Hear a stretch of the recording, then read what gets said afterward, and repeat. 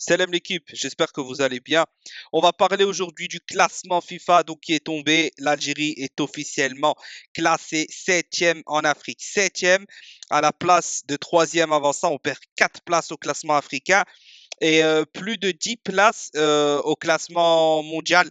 Donc certains disent qu'on était 29e avant, d'autres disent 32e.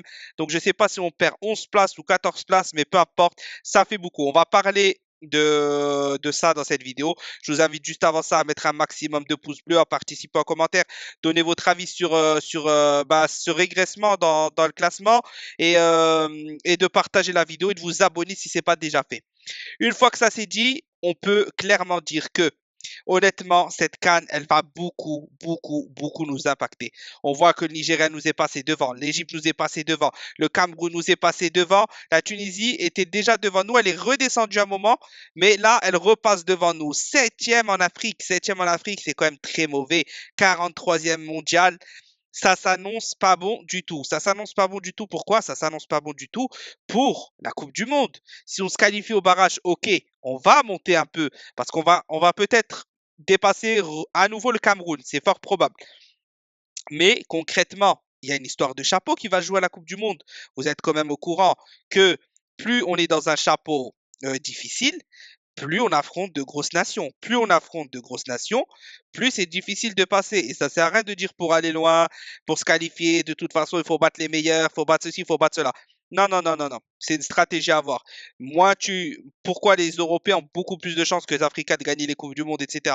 C'est parce qu'ils sont très bien classés dans les chapeaux. Ils jouent contre des équipes à niveau plus faible et ça leur permet de se faciliter en prenant les matchs victorieux qu'ils ont à prendre et le gros adversaire qu'ils ont rencontré, même s'ils finissent avec un nul, en général, ils s'en sortent premier du groupe. C'est quelque chose de très très mauvais. Ok, cette CAN, c'était pas comment dire, l'objectif principal. Ok, mais là, en plus de n'avoir testé aucun joueur, on finit par perdre de nombreuses places au classement. Comme j'ai dit, et c'est ça où on se rend compte à quel point la CAN est important, ne serait-ce que pour rester compétitif à l'approche de la Coupe du Monde, à rester compétitif dans les hauts des chapeaux. Normalement, en temps normal, si on aurait fait un bon parcours à la CAN, on aurait fini en Coupe du Monde, je pense, rattrapez-moi si je me trompe dans les commentaires, on aurait pu être dans le chapeau 2. Là, on va certainement être dans le chapeau 4. Chapeau 4, ce qui veut dire que tu as de fortes chances déjà de tomber contre un très très gros d'Europe. Donc France, Belgique, Brésil, des trucs comme ça. Et que forcément, ça va être plus difficile de passer. Ça va être beaucoup plus difficile de passer. Et ça, c'est pas à négliger. Donc ce classement FIFA, pour moi, je suis désolé, il est réaliste. Sur ce coup, il est réaliste. L'Égypte a fait un bon parcours, il nous passe devant. Le Cameroun a fait un bon parcours, il nous passe devant. La Tunisie allait plus loin. Le Maroc a fait une meilleure chose.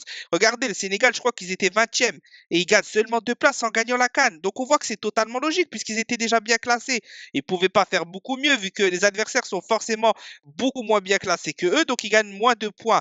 Donc ne parlons pas de victimisation ou ceci ou cela. On a fait une mauvaise CAN, on le paye cash et c'est mérité. À nous maintenant de rebondir, mais je vous dis, quoi qu'il arrive, on n'arrivera pas à remonter vers les 20e places avant la Coupe du Monde. C'est impossible et certainement pas avant les tirages parce que les tirages auront lieu le 1er avril. Normalement, ça veut dire 2-3 jours après les barrages, même si on se qualifie. Je crois que c'est mort. On va finir dans le chapeau 4 pour la Coupe du Monde 2022. N'hésitez pas à me donner votre avis, me dire ce que vous avez pensé de la vidéo, ce que vous pensez de tout ça. Salam l'équipe et 1, 2, 3, viva l'Algérie.